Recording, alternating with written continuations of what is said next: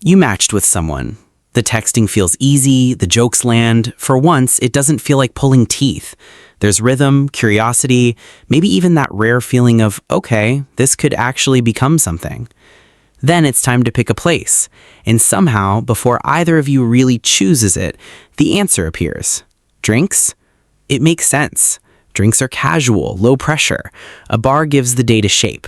Show up, sit down, see what happens, and leave after one drink if the chemistry turns out to be more polite coworker energy than romance. At first, you're careful. You hear yourself talking. You notice how you're sitting. You make a joke and immediately check their face to see if it landed. Nothing terrible is happening, but you're not relaxed either. You're present, but you're also watching yourself be present. Then the first drink starts to soften the room. After the second, the conversation gets easier. You stop editing every sentence. You laugh faster. Your shoulders drop. You say something you would have kept to yourself 30 minutes ago. For a while, you feel like a warmer, lighter, more interesting version of yourself. Maybe the date really does go better. But later, on the way home, a question shows up. Did I like them, or did I like who I became after 2 drinks? According to Hinge's 2025 Gen Z D.A.T.E report, 67% of Gen Z daters said they want to build romantic connections without relying on alcohol. People want something more honest, more present, less blurry around the edges.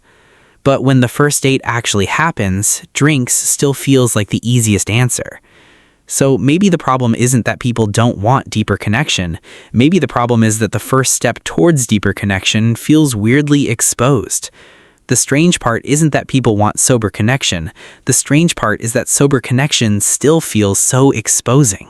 Because on a first date, a drink is rarely just a drink.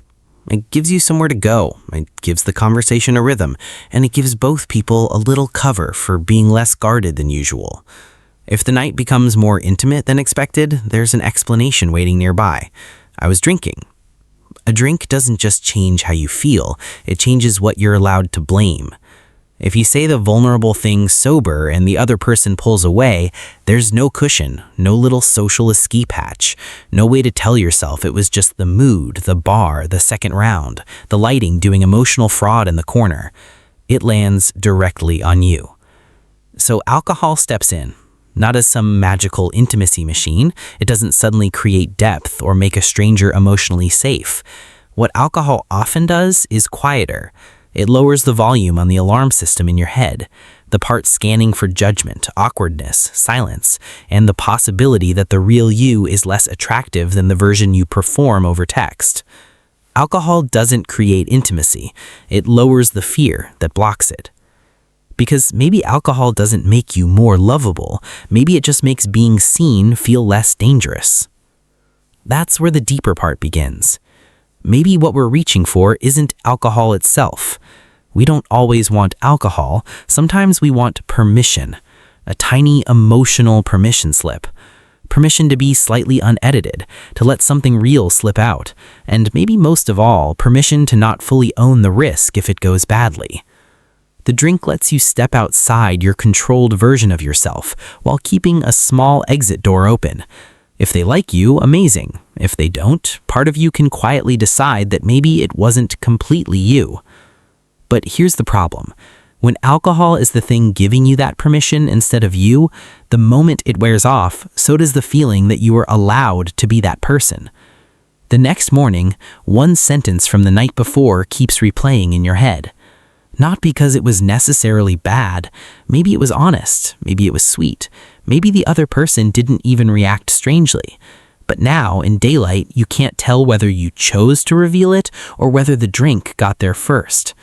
Not just, did I say too much, but was that really me deciding to be open? That's the difference. When you open up drunk, it can feel like the alcohol chose the vulnerability for you. But when you open up sober, you chose it, and choosing it is scarier. It is also more honest. Not because sober feelings are automatically real and drunk feelings fake. That would be too simple. The connection might have felt real. The warmth may have been real. The curiosity may have been real. It counted. But if you can only access that version of yourself through alcohol, you'll need alcohol every time you want to get back there. You're not building a relationship with them, you're building a relationship with a ritual. And this is where the pattern can become easy to miss. A few days later, you're texting again. The conversation is still good. There's a callback joke, a shared reference, a reason to see each other again. Then it's time to pick a place.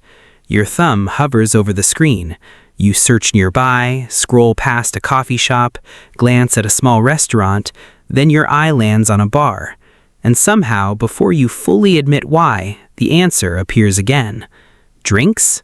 You tell yourself it's just convenient, but part of you knows there's another reason it feels safe.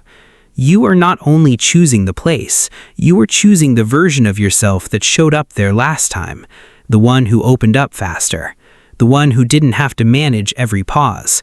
And that version of you might be real. That's the confusing part. The problem is not that the drink invented a fake person.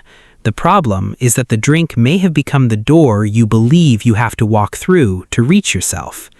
That's how a ritual gets built. Not all at once, not dramatically, just one familiar choice at a time. But relationships eventually ask for the part that shows up when the ritual is gone. The Tuesday afternoon version. The version that is tired, less charming, and not protected by the mood of the room. And maybe that is why sober dating can feel so uncomfortable. Sober dating feels awkward not because there's no chemistry. Sometimes it feels awkward because there's no shortcut. There is no instant softening, no built-in excuse, no easy way to blur the edges of your self-consciousness. You have to sit through the part alcohol usually helps you skip. The first silence, the visible nervousness, the slow arrival of comfort. And in modern dating, slow can feel almost suspicious. We're used to quick signals, quick chemistry, quick exits, quick decisions about whether someone is worth our time. So when connection doesn't become effortless right away, it's easy to assume something is missing. But maybe nothing is missing. Maybe you're just feeling the part that usually gets covered. The small discomfort of being visible before you feel safe. That doesn't mean every sober date deserves another chance. Sometimes the conversation really is dry. Sometimes two people are simply not each other's people. But awkwardness is not always evidence of failure. Sometimes awkwardness is what happens when intimacy hasn't been artificially sped up. And maybe the goal is not to become perfectly confident without a drink. That can become another performance. Maybe the goal is smaller. To notice the moment you start looking for permission outside yourself, to ask what the drink is making easier, not with shame, not with panic, just with curiosity. Because maybe the permission you were looking for in the drink was never really about alcohol. Maybe it was permission to arrive slowly, to let someone meet the version of you that takes a little longer to feel safe.